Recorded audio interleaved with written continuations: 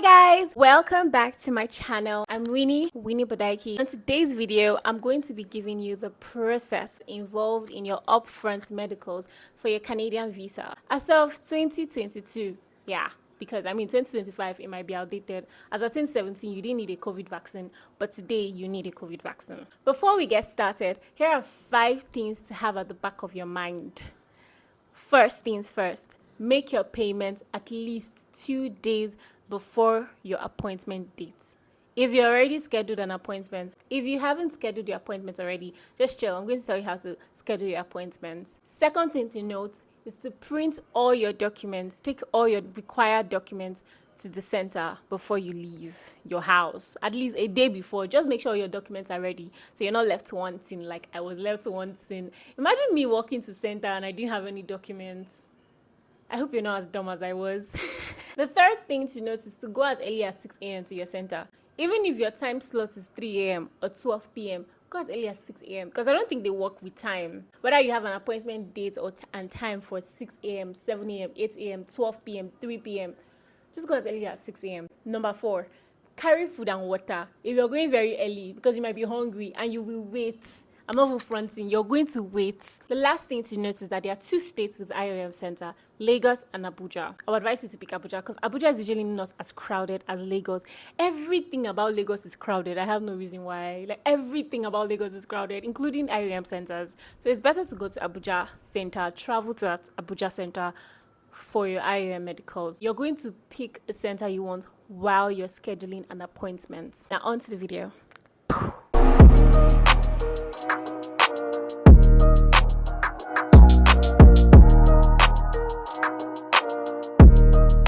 Before all this shalaye, the first step is to book your appointment. You have no appointment date if you haven't scheduled an appointment. Now, where do you schedule an appointment? You go to their website, mymedicals.iom.int. This is the website you go to schedule your appointment.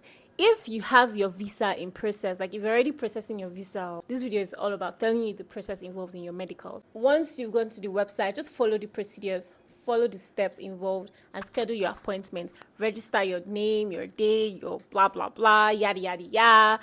Pick a center, pick a date. If you want to do your medicals, you have to do it immediately you submit your visa documents because dates are usually occupied. Like you see, almost a month, there'll be no time slot or date slots. So you have to do it immediately so there's no time to waste again. So once you submit your visa documents, just go ahead and start scheduling your medical appointments and biometrics. Now onto the app.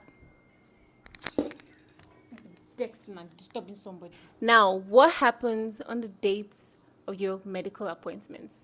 Drum roll, please. Like I said, ensure you have your documents with you before you approach the medical center. What documents do you need? First things first, your appointment letter is the confirmation mail that's sent to your email. It has your reference number.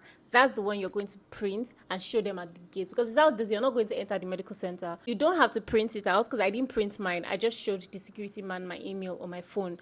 But at least, if you don't have the printed version, at least have the e-version, the soft copy. Appointment letter, that's the first thing. And your international passport. Where are you going to without international passports? You need it. You're going to show it to the security man at the gate before you proceed inside the building. The third document you need is your COVID vaccine. You're not going to show this one to the security gate, but you're going to need it inside. It's not like it's very, very important though, but it's just proof that you've taken the COVID vaccine. If you have taken the COVID vaccine. If you meet with the doctor or nurse and you tell them that you've taken the COVID vaccine, they're going to ask you for proof. And your proof is your COVID vaccine certificates. The fourth document you need is your proof of payment. If you've made your payment, you need to ensure you have the proof that you've made the payment. That's your transaction proof. And just carry the documents, hard copy. This is not soft copy issue. This is hard copy. You need to print it out. The fifth document you need, previous medical records. They didn't ask me for this, but it's just written in the requirements that you need your medical records, previous medical records. So ensure you carry that. The first thing is your appointment letter with your reference number. The second thing is your international passport. The third thing is your proof of payment. The fourth thing is your COVID vaccine card. And the fifth thing is your proof of payment. These are the important documents you need. Also note that you need to go with your glasses if you use medicated glasses because you're going to do eye test. They're going to test you. And if you cannot see, where's your glasses? Why didn't you bring your glasses? So just bring your glasses, because you're going to use your glasses for the medical test as well. The first thing you're going to encounter is the security man at the gate. You're going to show him your documents, show him that, yes, this is my appointment letter and this is my reference number. So that's what you're going to show him. And you're also going to show him your international passport at the gate. Then he will give you 2 papers. One paper has a barcode in it and the second has a number, your number, that you're going to be identified with inside the building. Once you enter inside the building, they're going to direct you to scan the barcode, and then the barcode will lead you to an online form which you'll be required to fill.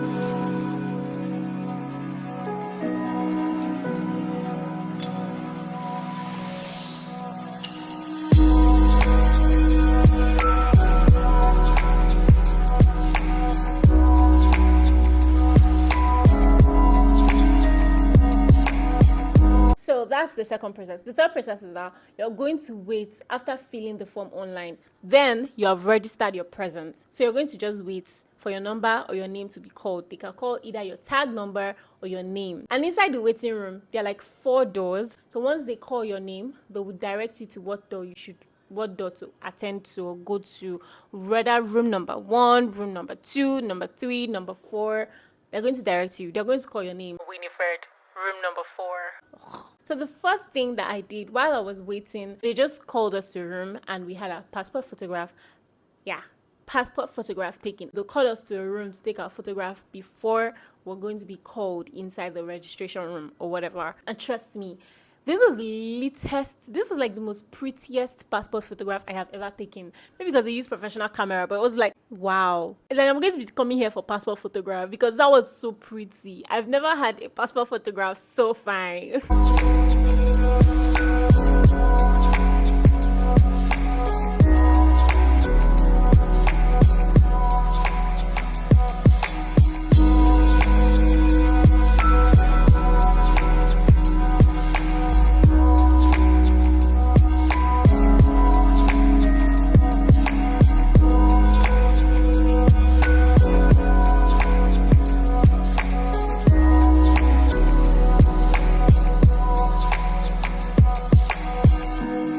Process for me was a lab test. Some people were called first, while those of us that were not called, we went straight to have a lab test. What does a lab test entail? Urinal sample and blood sample. We are given tube to go urinate inside. Mind you, while you're in the waiting room, don't go and use the restroom because you need your urine, as much urine sample as possible. Just hold yourself. When they call you for your lab test, you can pee inside the bottle. They took our urine sample and they called us in for our blood sample. A number was given to us. This was attached to our passport and our samples as well. So whatever number they give you is going to be on your sample, on your passport, on your account. So they know which is which. It's just like basically labeling your samples.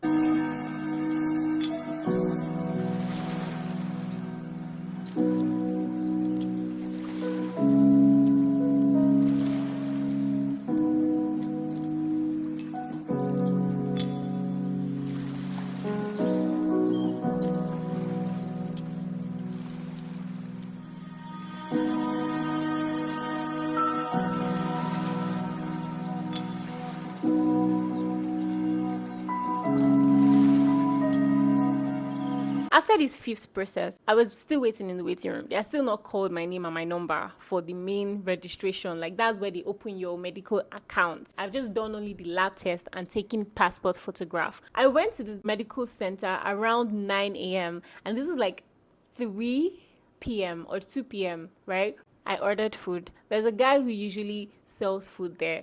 I know I said you should bring your own food. That's because you might not enjoy like outside food or demands food, but if you don't have time to carry food and water, there's going to be food and there's usually dispenser. So no need for water. So there's dispenser. Like I met a guy there, he was drinking the water, he was finishing it, and if you finish the dispenser, they'll just go and replace it. So it was like there was steady water. All you just had to do was take a cup and drink. But there was also food, but the food was 1.5, and I personally did enjoy it. In summary, there's food and water provided for you there.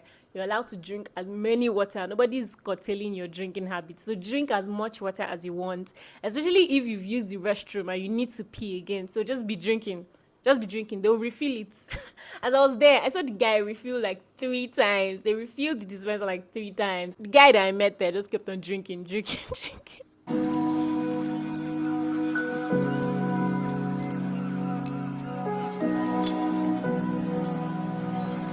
Finally, Jesus, after waiting, I was called. My name was mentioned. It's like, Offrey. They called my middle name, Offrey. Please proceed to room 2. And I went to room 2.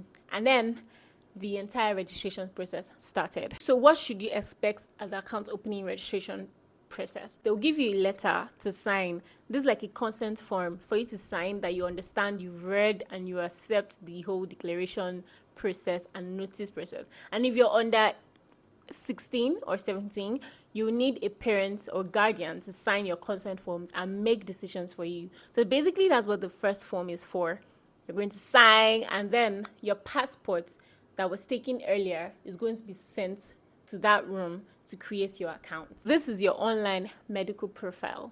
So as they began like opening my account, I was watching the screen because the screen was like in front of me. What she was seeing, I was seeing right in front of me. And she took my passport, international passport, and was filling in my details. I was seeing it, and you're expected to confirm and cross-check your details. So there's no error. Because after that, if there's any error, that one is your business, your cup of tea, because they gave you screen to be seeing what they are inserting. So nobody's going to be held accountable for that error but you, because you're supposed to be confirming your name, the way your name is spelled, your date of birth, your passport details, everything. The screen is going to be in front of you for you to cross-check and confirm. As soon as we're done creating the accounts for me and, filling in my details, they handed me a hard copy of my e-medical information sheet, and then they directed me to go do x-ray. I was confused. I didn't know which way was x-ray, but luckily there's always a security guy in front. He was sitting there and he asked me what I was going for. I told him I was directed to go do x-ray, and he told me where to go. So I went for my x-ray. I sat down in the waiting room. In a short while, they called me in.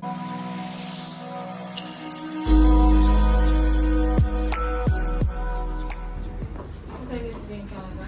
Studies. Follow the pattern. Okay. You guys should wait for her. See?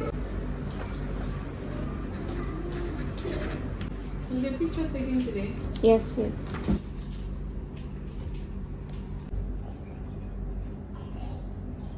You can walk. Okay. Thank you. 51. Okay. Have you done x-ray? No. Okay, go straight and follow the UK sign to do x-ray. Yeah, don't laugh test her. Yes. Yes, I've done that. Don't do x-ray. Hurry up and do it. Okay. Thank you. Then you come back to the nurses. Have a nice day.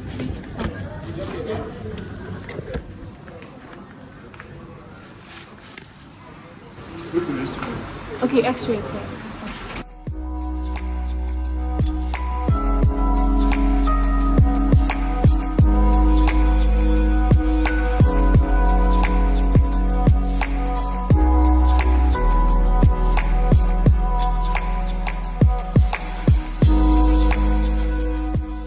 Now, what are you going to expect at your laboratory? I was asked to strip.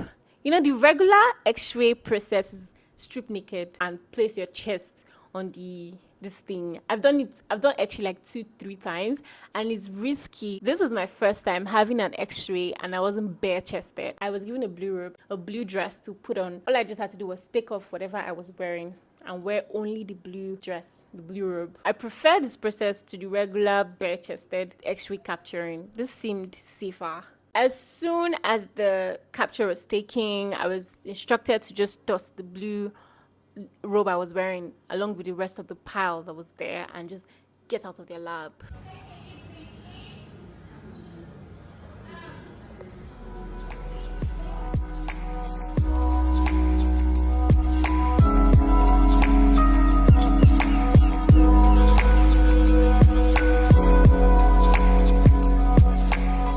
After the x-ray, I left the laboratory and the security man directed me to a waiting room. Another waiting room. So that's like 3 waiting rooms now. I was supposed to wait for a nurse who would attend to me. In a short while, my name was called and they also directed me to what door number to enter. So they're like, Offrey, Winifred, door number 2. And I went to door number 2 to meet the nurse. Inside the nurse's office, I handed over my passport, my COVID vaccine card to the nurse. My nurse was a male nurse, actually, so he was going through my details, and he was asking me a couple of questions related to tuberculosis and COVID. You know, all those, have you coughed in a while? Have you had anybody that have tuberculosis in your family? Have you come in contact, or have you taken care of a COVID patient? Questions like that. Those are the questions I was being asked. And then my BP was taking. I had an eye test. I couldn't even see, right, at all. So like I should use my glasses. And I used my glasses. I still couldn't see. I was able to see better than without my glasses. I stood on a scale. I think they took my weight and my height. Everything was taken. Then he directed me to go meet a doctor. So this was a medical test now, like a medical examination with a doctor.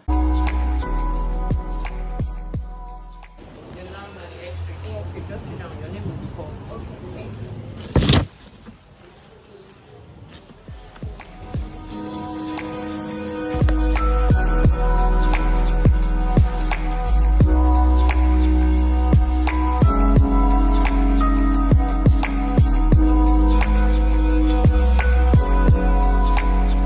I made my way out of the nurse's room, and I was directed to where I was going to meet the doctor. Waiting room number 4. Jesus, the amount of waiting. But once your name is called, you're not really going to be waiting that much. The only long waiting process is like at the first waiting room before your name is called. After that, you're just going to be moving swiftly if there's no crowd. My name was finally called, and I made my way to the doctor's room. Face mask is compulsory. I had to sanitize my hands before entering the doctor's office. So as soon as I entered the doctor's office, she began asking me questions, again, like COVID related and tuberculosis related. All these questions are just yes or no, right? Have you had tuberculosis? No. Have you coughed in a while? No. Have you had kidney issue? No. Have you come in contact with anybody who has? No. Have you had history of COVID? No. All those yes, no questions, basically. And don't even lie. Like, don't lie, because you're going to take examinations, right? All those questions, just don't lie. Don't affect your Canadian visa process. Just be honest. If you've coughed in a while, tell them you've coughed, but it's not tuberculosis cough. She asked if I had like a COVID vaccine in a while. I said that yes, I've had. I only had the first dose, so I should have the proof. I was yet to have the second dose and all that. So once I handed her, she did documentation. She even asked if I needed a chaperone for my medical examination. I was like, nah, I'm good.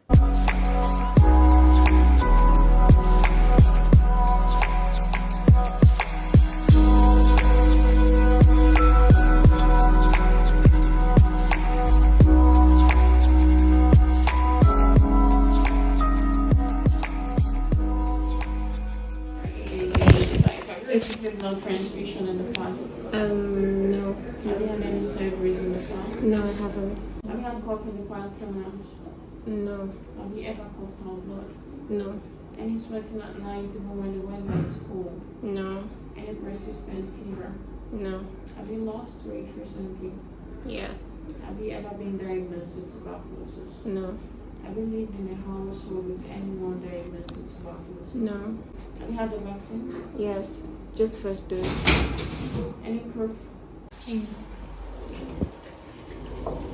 you take tobacco in any form? No. Alcohol? Yes, a long time ago I stopped.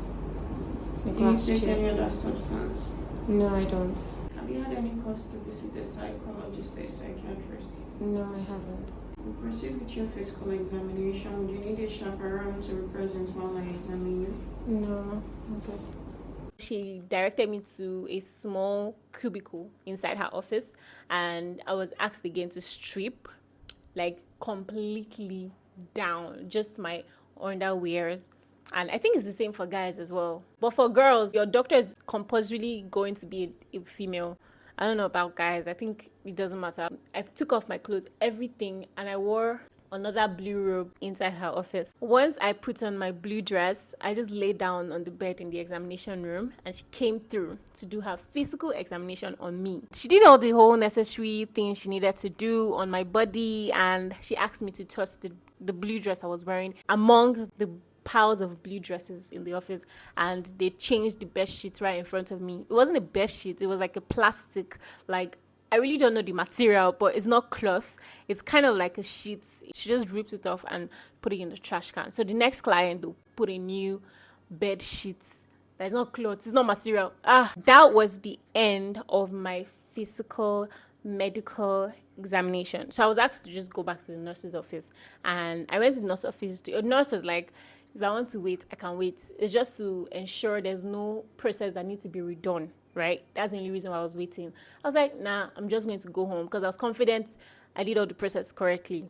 And my house is not far. If they needed me to do anything, I can always come back to the medical center. So I went home, and after like a week, that is today, they just texted me that, let me read the message for you. Dear Winifred, greetings from IOM Abuja. This is to notify you that IOM has finalized and submitted your medical exams to IRCC. Your test results came out normal. Best regards, IOM Abuja team. Period. They're going to inform you and tell you that they've submitted it to IRCC. The day that I finished my medical examination, I took a screenshot of my e-medical information sheet and I sent it to my agent, because I was using an agent. She probably uploaded it on my profile, my visa application profile. That is the process involved in your medicals, upfront medicals. There's a case where the visa will require you to go for your medicals. There, they are going to give you a number, or I don't know how that process goes, but these upfront medicals, if time is no longer on your side, right, and you just want to speed things up and at least get your medicals out of the way, so you just do upfront medicals and submit it. Below 5 years, you only do the medical examination. Between 5 and 10, you do medical examination and urine analysis. Between 11 and 14, you do medical examination, urine analysis,